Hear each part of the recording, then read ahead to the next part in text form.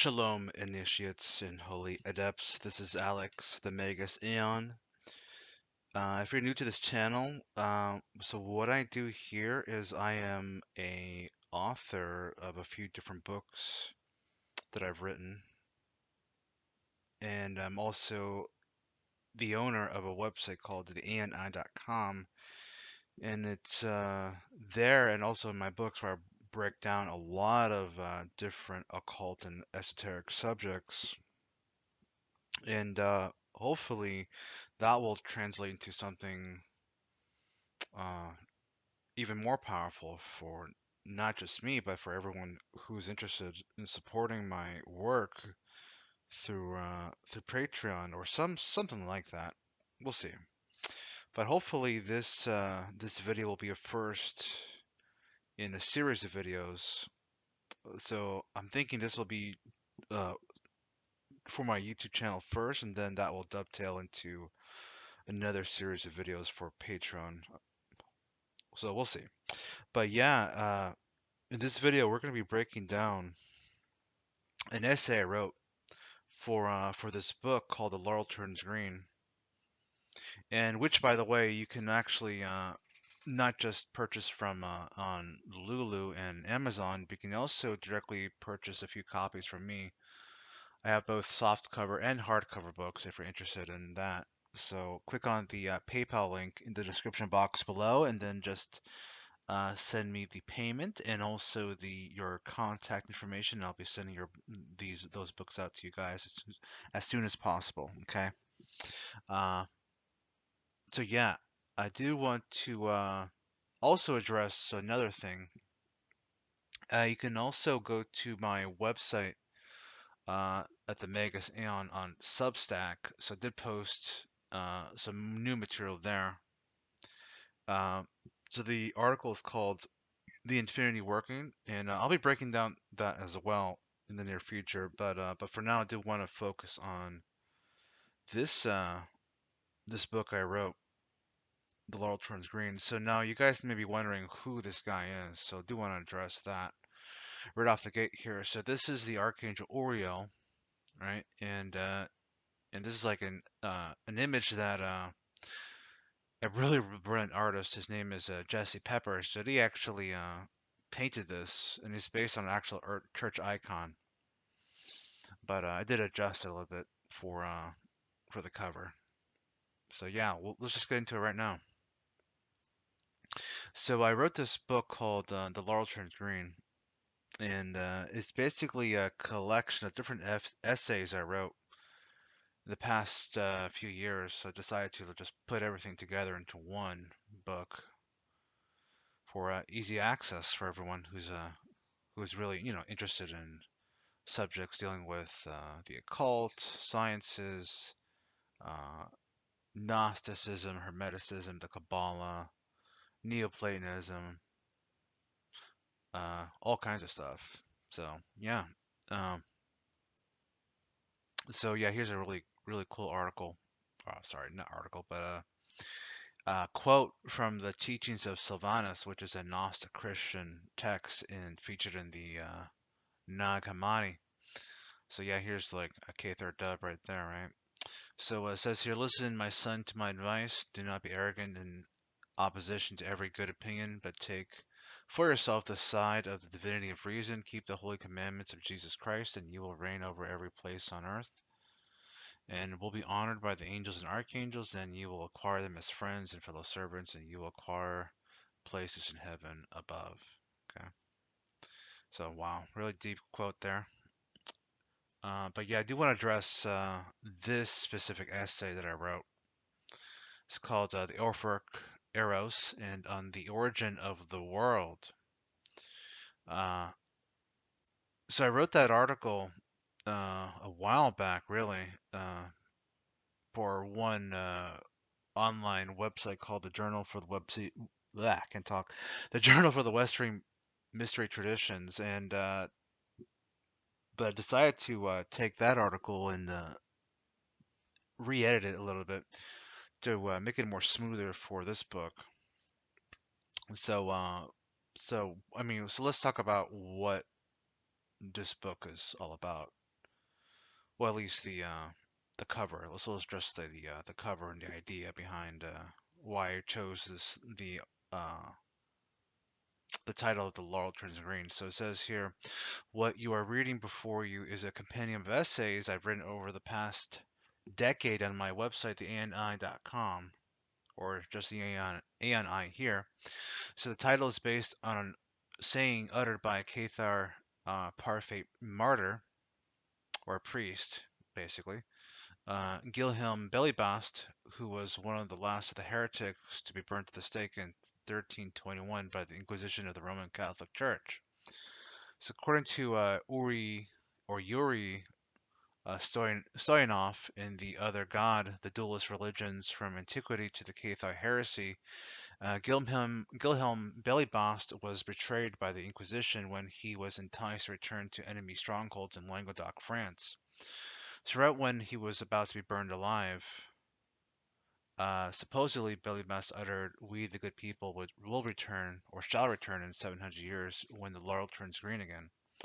Now, if you add up 700 from 1321, it equals 2021, the year supposedly the spirit of the Cathars was set to return. So the subsequent religious persecution and wholesale extermination of millions of Cathars and their heresies is what led to later witch hunts, including the Spanish Inquisition. So, very dark time in church history. But it says here, a laurel can be worn as a wreath on one's head, usually as a symbol of victory. So if you see an image of a Julius Caesar, chances are he's wearing a laurel.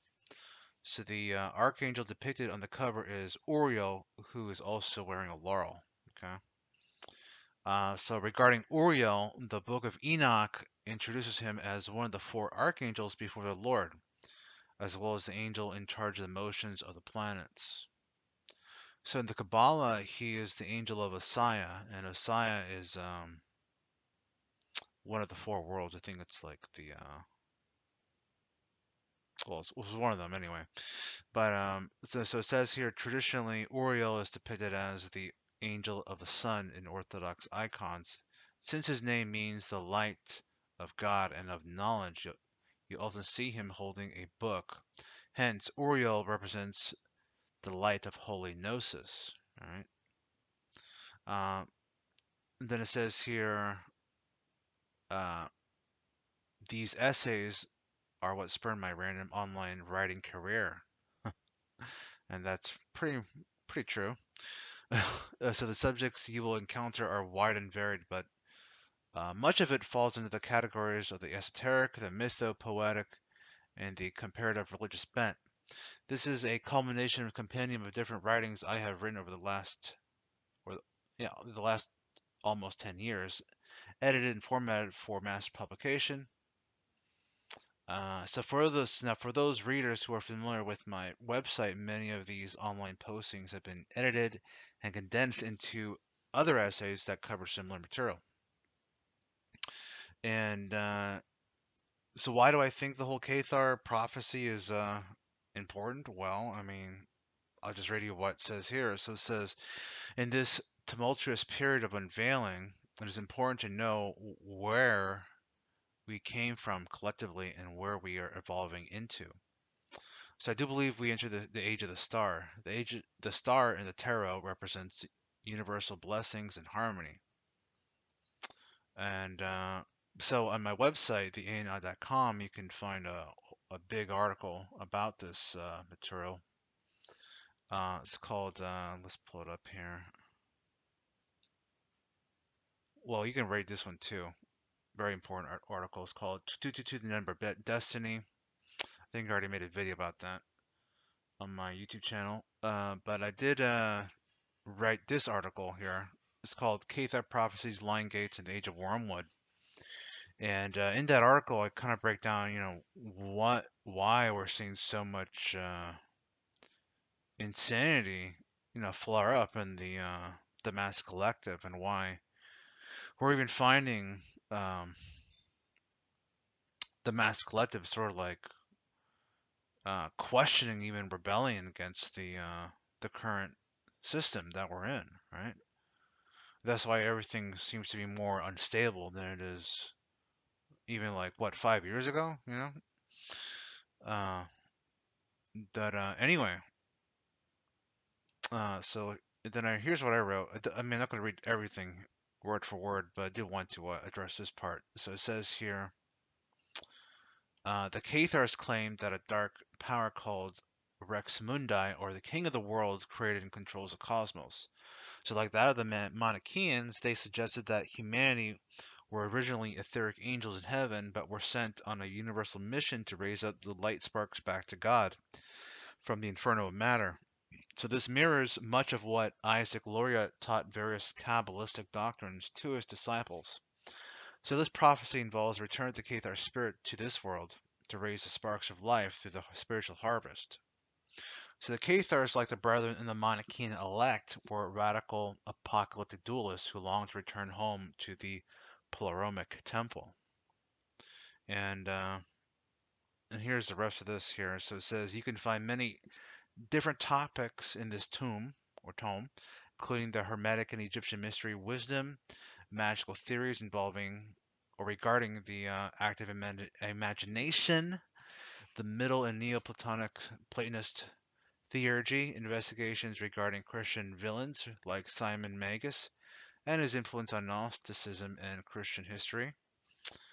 Uh, and you can also find investigations into what a lot of these occultists refer to as the Holy Guardian Angel. And I also plan on addressing this in a future video, but I'm also going to be addressing this more in depth in the Infinity Working Book, which I'm working on now. But anyway, it says here the magical influence of Apollonius, the chthonic roles of Lucifer and the Enochian Watchers, and finally unveiling the Kabbalistic ritual programming packed in the surreal horror 2017 film Mother. Uh, so yeah, yeah, it says here I am now republishing this current of Research for All. So I am a mystic. That's true. A lot of my scholarship reflects this reality. So this book is dedicated to your personal cosmic evolution on the journey to source. So embrace being on being an aspect of the source. Embrace evolution to take place from us and to us. So please remember this: Veritas omnia vincit. So look that up. That's your homework assignment. That's Latin. The truth conquers, right? So yeah, just getting to it now on this essay. Uh, the Orphic Arrows and on the Origin of the World. So I wrote this article. Let me see here. Back, I want to say 2013. It's been almost, yeah, like 10 years ago I wrote that thing. But man, time flies. But anyway, I wrote this article because I was very much interested in unpacking the roots, or at least the pagan roots of a lot of this Gnostic mythology that that's very present in like other like different texts like the Nag Hammadi, or if you read the Church Fathers and how they explain a lot of these Gnostic ideas with a lot of ire, of course. But so here I talk about one specific article, or I'm sorry, not article, but a book. It's called the On the Origin of the World of the Nag Hammadi Library, which has a lot of different influences from a variety of different sources like Ophite and Egyptian, Manichaean, Mountainian ideas. But really, I think the whole uh, book is very I don't know, very Gnostic, very Ophite-like for sure.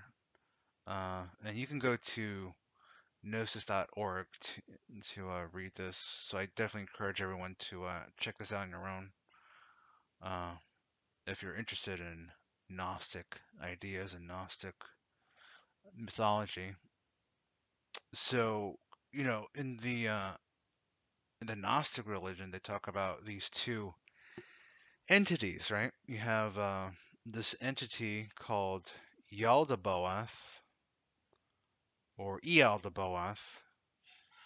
Uh, and then if you read the book, the Apocryphon of John, it has other names like Samael and Saklas. And of course, Samael is the name of an archangel in Kabbalistic lore. He rules one aspect of the Qliphoth, if you're familiar with the darker Black Kabbalah, with the Luciferian Kabbalah, right? But so who is exactly is this deity? Well, if you like, there's a website that's pretty cool. It's called trickbylight.com, and it breaks down all the mysteries of Yaldabaoth too. I think in a very long-winded but concise manner. So this is Yaldabaoth, right? He's the lion-headed serpent. So essentially, what Yaldabaoth is he is a interdimensional extraterrestrial entity that tricks people into thinking that he is the true source of all existence, right? He's the one that harvests human energy along with the rest of his subordinate archons, right? Or authorities. Uh, in a lot of these Gnostic texts, they talk about the authorities. They don't really call them archons too much in the Gnostic texts. They just call them the authorities, right? Uh, and who are these authorities exactly? Well, you can go to the Wikipedia page for that. So it breaks it all down here. Uh, this talks about how the Ophites, which were one of the main Gnostic groups that created this Gnostic religion, but they were talking about these different seven archangels, or sorry, seven archons that rule over the different seven heavens. So the first one was Yaldabaoth, also called Saklas, who emerged later, the archon of fornication, and Samael. So he also corresponds to not just Samael, but also Saturn. And if you study astrology and the occult, Saturn is very much a demiurgical like force that essentially has control over our realm, over the flesh and time and space and order. He's also the god of agriculture, of wealth. So he's not all bad, and I think that's probably one of the reasons why he shows up uh, all the time in ritual magic for sure. And he also shows up also not just in ritual magic, but you also see him all the symbolism all throughout in the movies, the TV shows. You see him pretty much in all the financial institutions as well, like BlackRock. So they're very much involved in this kind of this Luciferian Kabbalistic technology, but that's a whole other topic. But the more I think about it, it's like personally, I am convinced that human beings are basically a food source for these interdimensional entities. Sort of like so we're their equivalent of cattle. These interdimensional entities are the archons. They're the Elohim, right? A lot of people like Billy Carson. He talks about the Anunnaki quite a bit if you look at his material. But I think they're all pretty much one and the same, honestly. Uh, so I mean, these entities, these interdimensional entities, and they feed on us just kind of like we consume animals lower than us on the food chain to survive. So I don't think that there is any real. I know it sounds pretty depressing, but uh, for the initiated at least, I mean, I don't think there's really any meaning to life beyond that. So all the religions of the world are just propaganda to feed and energize these entities, these beings, right? So, if you read my book, The Sun Lady Unveiled, I become somewhat critical of Gnosticism.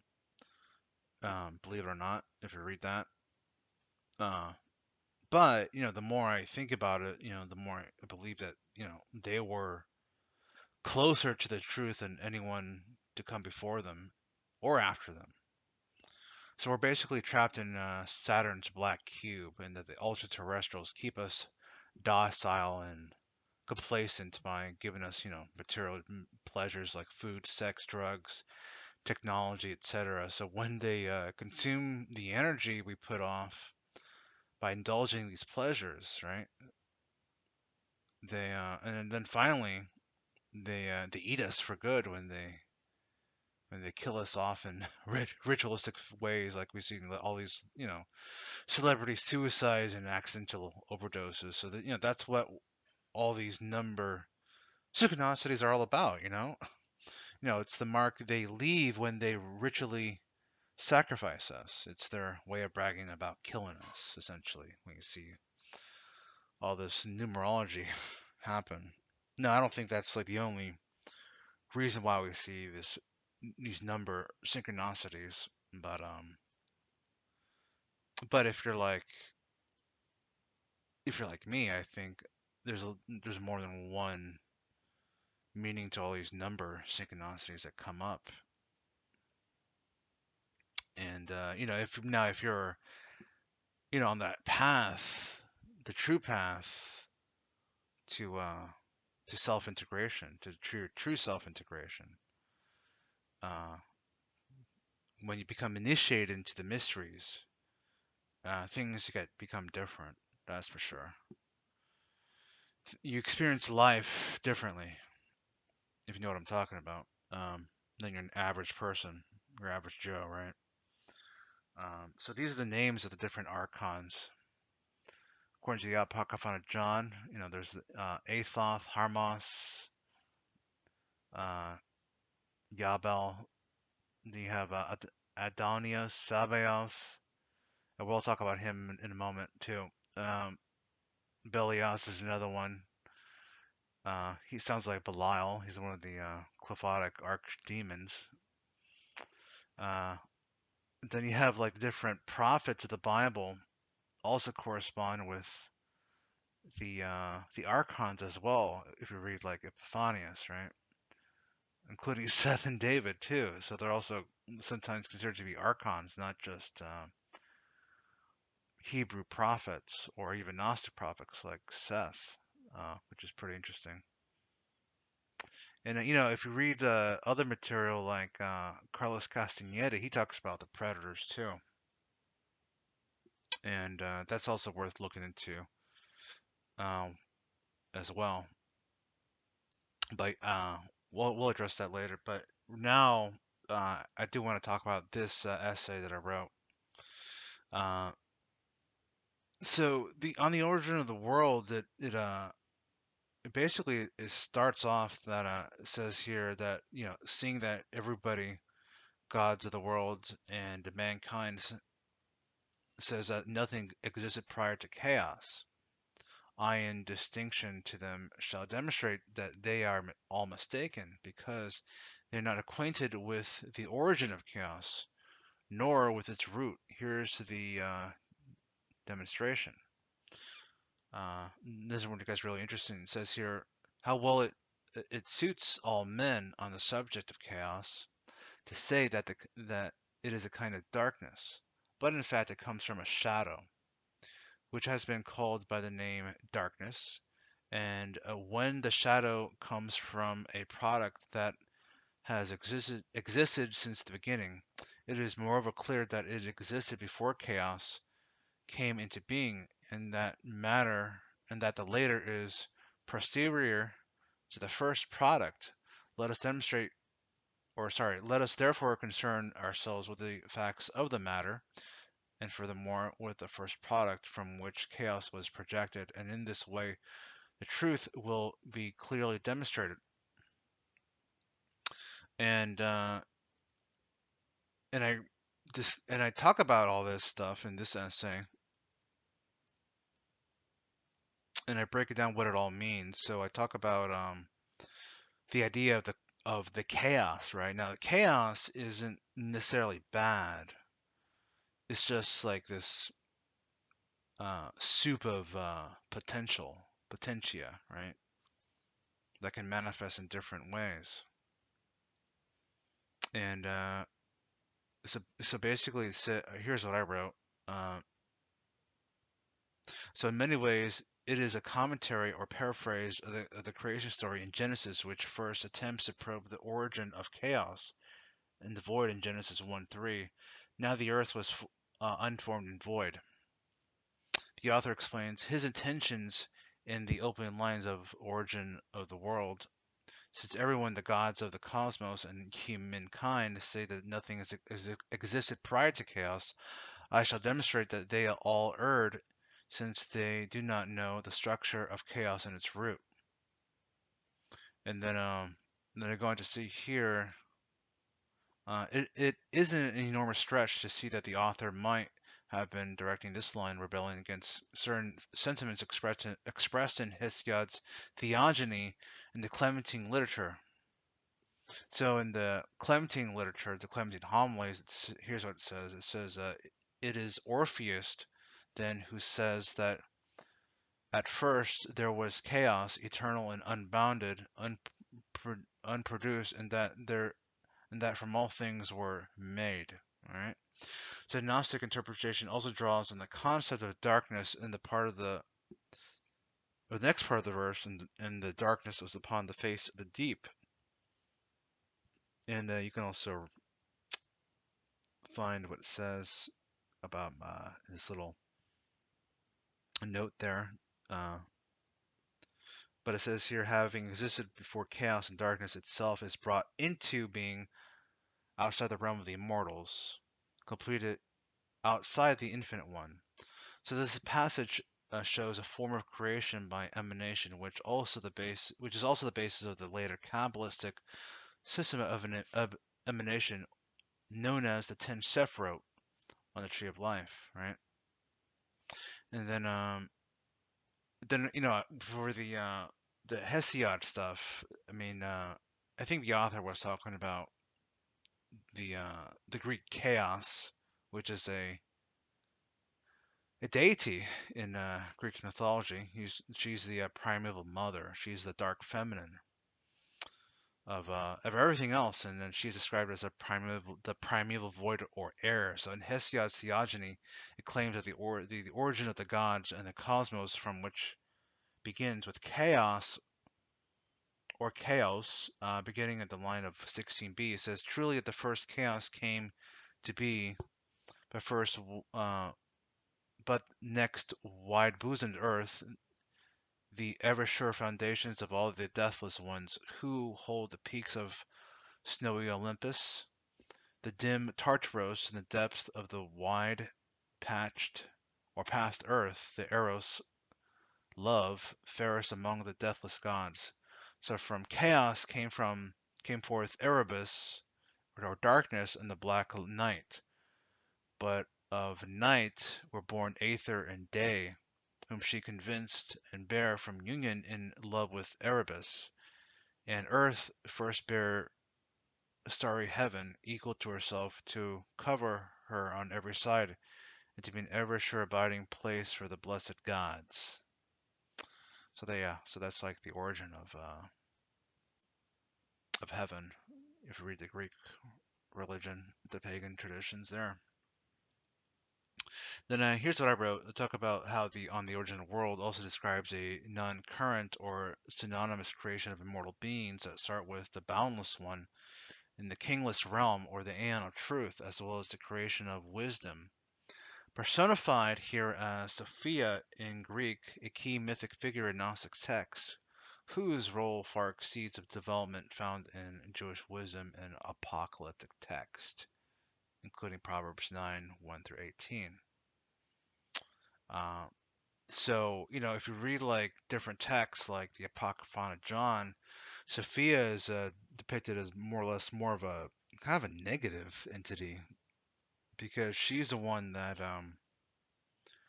creates or sets in motion this entity called the Yaldabaoth, right? And he's the one that everyone gives worship to, or his energy to. He's the one that harvests human energy. He essentially puts pressure on humanity, dominates them to create anti-gravity, and that anti-gravity will eventually create, more new realities. So he's the one that rules over the Sephiroth, the Tree of Life, unfortunately. But it's just the way it is. I know it's a very uh, bitter pill to swallow, but hey, I'm not here to convince you. Just here to present the information. So, and if you haven't really figured it out, uh, Yaldabaoth is also often equated with Yahweh of the Bible, the Old Testament God, the one that creates the light and the darkness, right? According to Isaiah, he's the one that creates good and peace, but also creates evil and destruction. So, and he's a jealous God. He's jealous of any other deity that one might come in contact with. But even Yahweh himself has also a light side too. I think all these entities have have dual sides, like we humans. So we all have dual sides. But anyway, um, going back to the essay, let's see here. Well, I'm not going to read this every single thing word for word, but at least it kind of gives you an idea of what this essay is essentially about. It's about my investigations and what these Gnostics were talking about, and how the universe was made manifest. So according to these Gnostics, these Ophite Gnostics, were saying that chaos wasn't the original root of reality, like a lot of the pagan philosophers thought, right? Because here's what it says. It says here, after the natural structure of the immortal beings had completely developed out of the infinite, like I just read to you, a likeness which then emanated from the pistis faith. It is called the Sophia, or wisdom. It exercised volition and became a product resembling the primeval light, and immediately her will manifested itself as a likeness of heaven, having an unimaginable magnitude. It was between the immortal beings and those things that came into being after them, like uh, whatever. She, Sophia, functioned as a veil dividing mankind from the things above. So interesting that Sophia is equated as like this just one more veil for humanity to cut through, right? Uh, but well, but as I was saying earlier, but in this text, so Sophia is also, I think, is more of a positive figure, I would say, than a negative one, because she's the one that not just generates the demiurge, but she also destroys the demiurge if you read the text. So spoiler alert there. But here's what I wrote in this newest article. It's called Infinity Working Part 11, and so I'm just going to read to you what. Uh, well, I won't read everything here, but here's what it says. So in Francesca, uh, can't read that. God and Anatomy, the author describes the biblical God in terms of him being an egregore in the following excerpt. So here's what it says. The Bible is buncombe. Uh, buncombe. Interesting word. Its God is dead. At least that's what myriad thinkers and writers have told us. So since the Enlightenment, prominent Western intellectuals have not only rendered the biblical God lifeless, but redacted him to a mere phantom conjured by the human imagination. And yet, the God of the Bible looks nothing like the deity dissected and dismissed by modern atheism. The God killed off by the rationalist intellectuals of Western philosophy and science is not to be found in the Bible. Their dead deity is a post-biblical hybrid being, a disembodied, science-free artificial intelligence assembled over the course of 2,000 years from selected scraps of ancient Jewish mysticism, Greek philosophy, Christian doctrine, Protestant iconoclasm, and European colonialism. So, in the contemporary age, this composite being has become a god who forgot to create dinosaurs and failed to account for evolution, a god who allows cancer to kill children, who hates abortion, hates abortion, a god who is everywhere and sees everything but remains absent and says nothing. But the modern god of the West and ancient god of the Bible are very different beings. So why am I even reading that? So if you look at in Kabbalistic lore, they talk about an egregore, which is basically the collective thought form of uh, of humans, but specifically initiated humans, those involved in uh, a lot of these secret societies or cult orders who are initiated in the occult sciences, right? Specifically. So here's what it says here. This is how the demiurge is conceived through the anguished thoughts of the fallen Sophia, as Ion P. Culianu explains the Tree of Gnosis. So among Coptic Gnostic texts, two of them to be particularly important in so far as the Sophia myth is concerned, the Apocryphon of John and the Pistis Sophia. So in the Apocryphon of John, or AJ, Sophia is guilty of thinking without a partner, and her thought first becomes an image and then a terrifying being, the lion-headed dragon Yaldabaoth, chief archon and demiurge of the lower world. His meaningless actions bring about Sophia's confusion and finally her repentance. Okay. And then here's what I wrote. And then it says, in other words, demiurge is the egregore or thought form of Sophia Achamoth. So not only is Sophia capable of such feats, but also the demiurge himself, as he has the power to duplicate his astral form. Uh, then I wrote, just as Ion Culiano explains the Tree of Gnosis, in the Pistis Sophia goes on in greater detail on how the material universe was produced by excruciated or even black light. In other words, the demiurge shut out the universe. This says here the text speaks of the great archon, tyrant of all cosmic tyrants, called Adamus. But another heavenly ruler, third among the triple powers, bears the name Athodes, the arrogant, another title of the demiurge. So Cleon goes on to state Athodes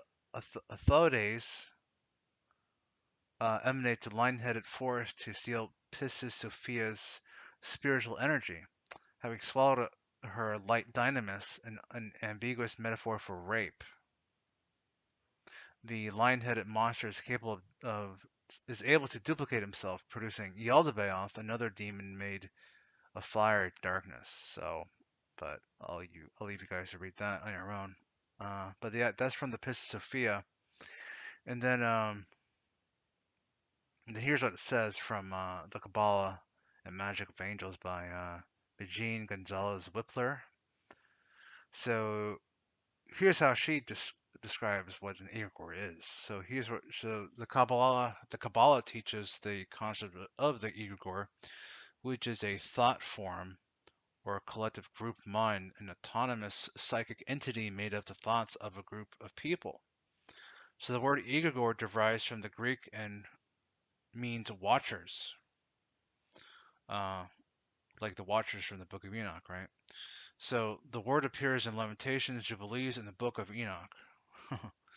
Companies, political parties, religions, and even nations can be said to have egregores, a psychic compilation of the beliefs and ideals of the collective mind of the group. But there are two specific egregores in the astral world, that are repositories of all human emotions. One is a white egregore, and the other is the black egregore. Every positive thought that has not materialized as a physical action goes immediately to the white egregore, which serves as the inspiration and a good influence on human behavior. Okay. She later goes on to say, according to the Kabbalah, the black egregore is part of the qliphothic forces and is equated with the black holes of astrophysics. So every destructive human action, including wars and world tragedies, has its origin in the black egregore, which is an intrinsic part of the collective unconscious of the human race. So Freud called it the id, and Jung called it the shadow. Should be called it, not is. But I need to fix that. It says here, we are all responsible in some measure for all our worldly troubles, even as we can condemn and regret them. God gave us free will and a set of laws which we now must follow to ensure the balance of the universe and our world. We often use this free will to break the laws instead of observing them. Such actions empower the fallen angels that feed on the shells of the qliphoth, and the result is further mayhem on earth. It is a duty and the mission of each human being who must return to their original source in the Ein Sof We can do this through good actions, prayer, and meditation. This is humanity's most sacred task. The name of this mission is the Tikkun, right?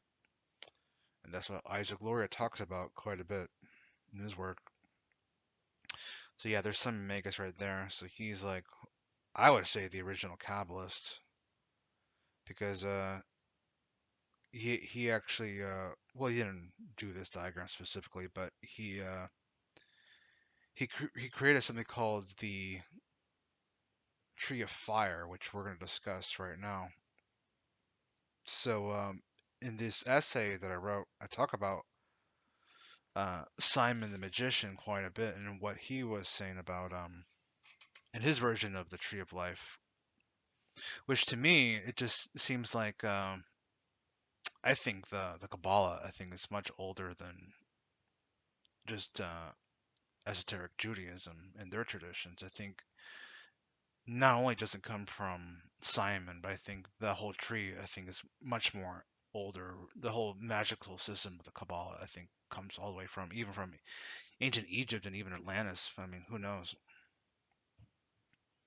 But anyway, so here's what I wrote. It says here, although there are numerous references to divine beings that invade the cosmos to aid with the enlightenment of humanity in the struggle against the powers and archons that dominate the troubled cosmos and rule despotically over material life and of humanity, the text itself does not worry itself too much about the inner dynamics of the divine world, a feature in classical mythology that had few rivals in both early and late antiquity.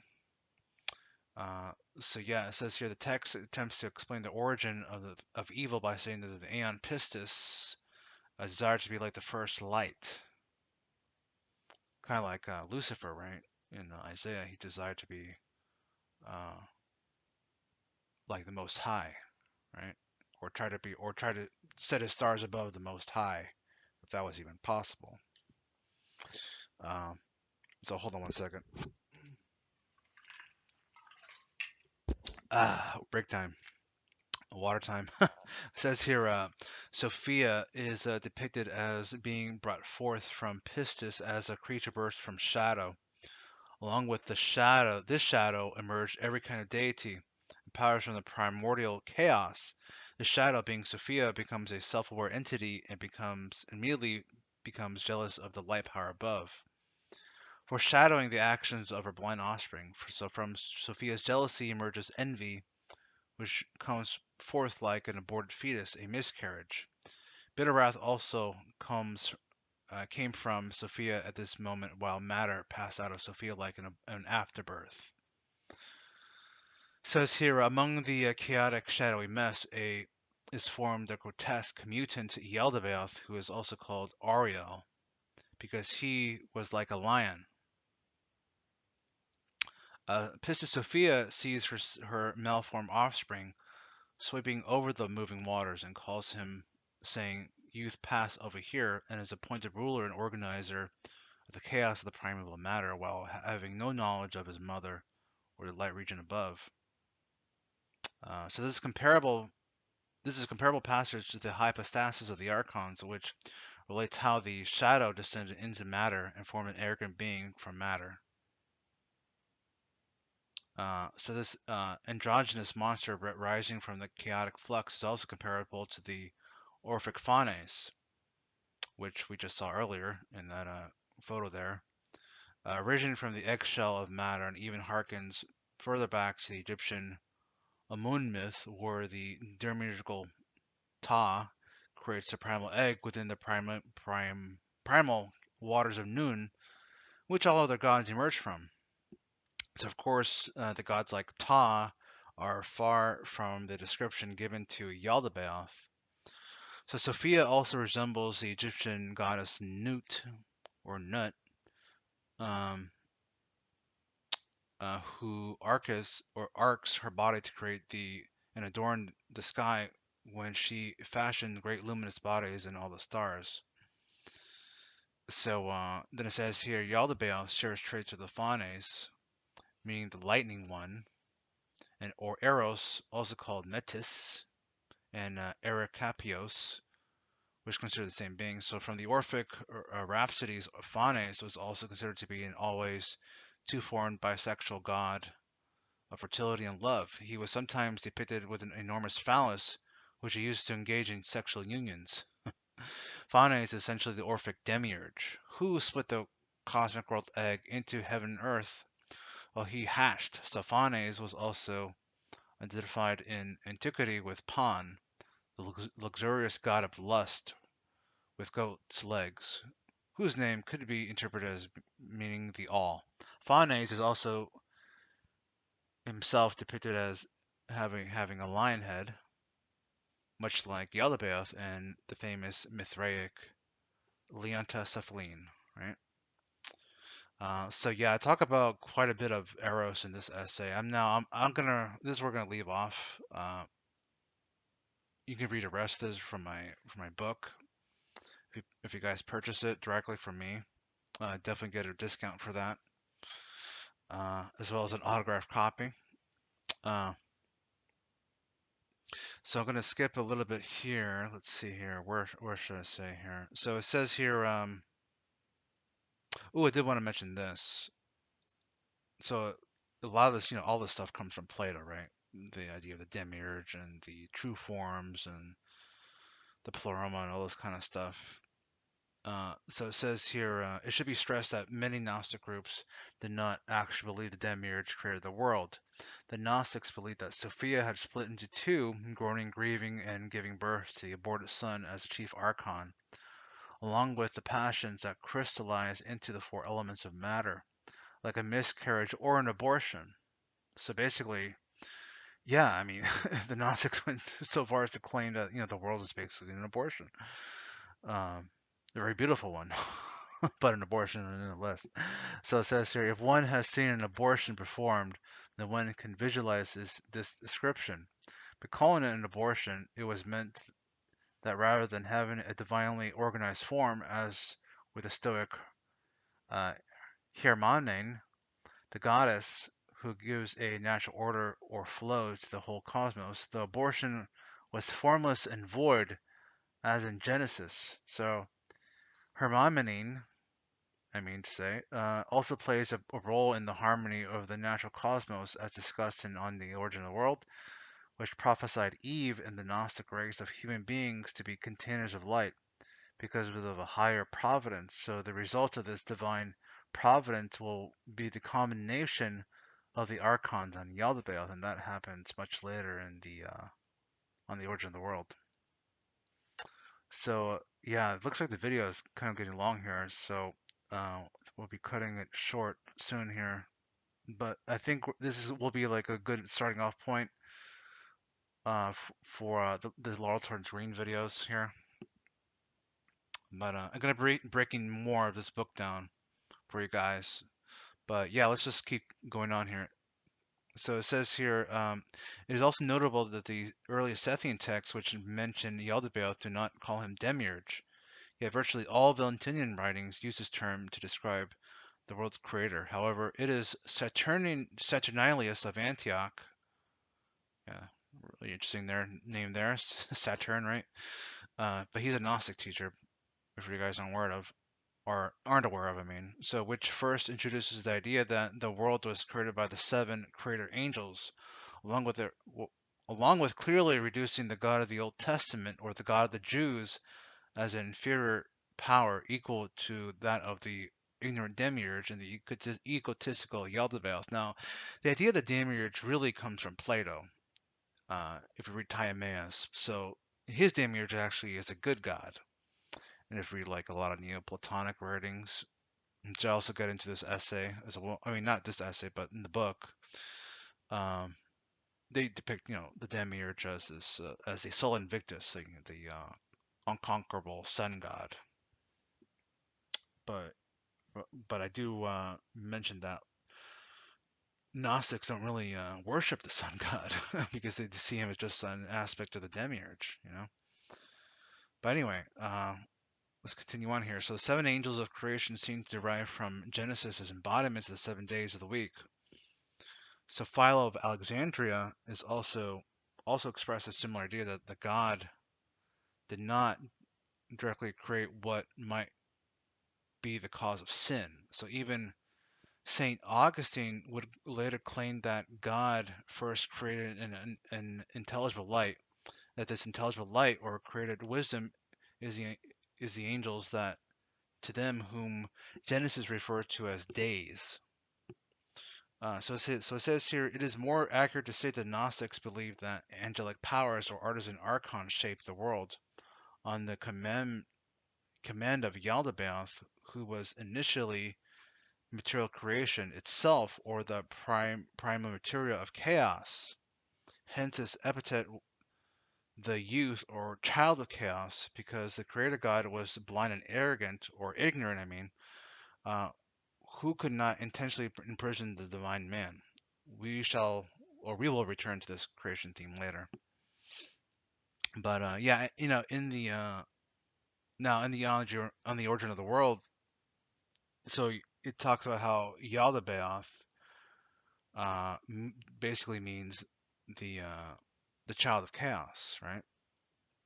He's the lion god, the dragon, the lion-headed serpent that rules over the universe. But if you read later on the essay, or I mean, also in the book too, on the origin of the world, that Sophia, his mother, comes back to essentially burn down, destroy what Yaldabaoth has created, this inverted multiverse that we're in now. So because humanity, we're basically set up to be this as a race of headless chickens, running around in circles. But if one is initiated, you no longer have to be headless chicken running around in circles in this inverted multiverse that we're in, and I think it's burning down. And it just so happens that that 2020. Anyway, as I was saying, that 2020 was basically this beginning of all this chaos uh, that unfolded with the pandemic, right? So 2020 is the master number.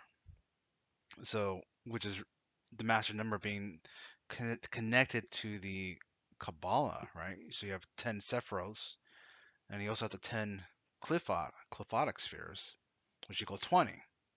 So 2010 is 2020. So that's when everything went crazy, and we're still seeing its effects from that year onward.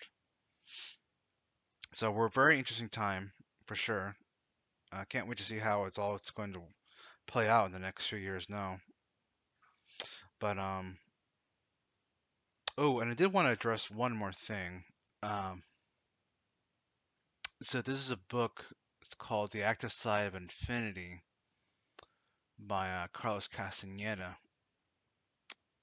There's a lot. He's very much a controversial figure, but I think this book is really, really interesting if you aren't familiar with him, and if you're into all of these occult and esoteric subjects, it's definitely worth looking into.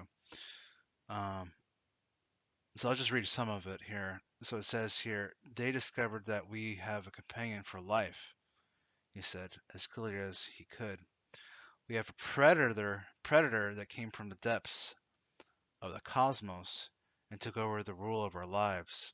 Human beings are its prisoners. The predator is our lord and master. It has rendered us docile, helpless. If we want to protest, it suppresses our protest. If we want to act independently, it demands that we don't do so. It has it was very dark around us, and that seemed to curtail any expression on my part. If it had been daylight, I would have laughed my head off. In the dark, I felt quite inhibited. It's pitch black around us, said Don Juan, but if you look out the corner of your eye, you will still see fleeting shadows jumping all around you. He was right. I could still see them. Their movement made me dizzy. Don Juan turned on the light, and that seemed to dissipate everything. You have arrived, by your effort alone, to what the shamans of ancient Mexico called the topic of topics, Don Juan said. I have been beating around the bush all this time, insinuating to you that something is holding us prisoner. Indeed, we are held prisoner. This was an energetic fact for the sorcerers of ancient Mexico. Why has this predator taken over in the fashion that you're describing, Don Juan? I asked. There must be a logical explanation. There is an explanation, Don Juan replied, which is the simplest explanation in the world. They took over because we are food for them.